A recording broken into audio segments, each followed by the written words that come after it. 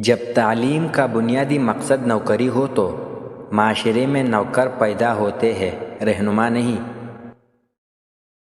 انسان کبھی کسی کے لیے اتنا ضروری نہیں ہوتا جتنا وہ گمان کر لیتا ہے۔ رزق سخاوت میں پوشیدہ ہے، لوگ اس کو محنت میں تلاش کرتے ہیں۔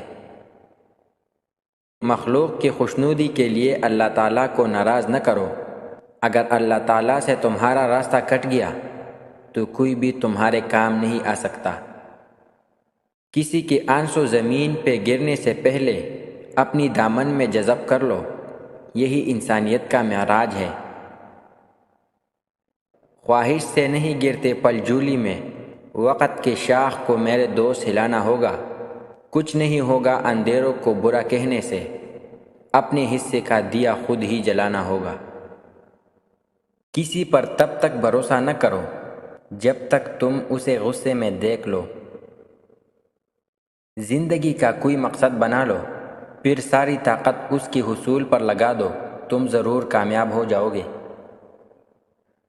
دنیا کا سب سے مشکل کام اپنی اصلاح کرنا اور سب سے آسان کام دوسروں پہ تنقید کرنا ہے۔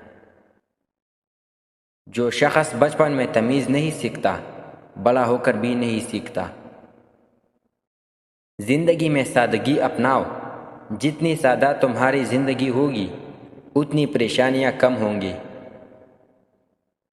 جو شخص کسی کی ایسی تعریف کرتا ہے جس کے وہ لائق نہیں ہوتا تو اس کے ساتھ مذاق کرتا ہے۔ رب کہتا ہے، کسی کو تکلیف دے کر مجھ سے اپنی خوشی کی دعا مت کرنا، لیکن اگر کسی کو ایک پل کی خوشی دیتے ہو تو اپنی تکالیف کی فکر مت کرنا۔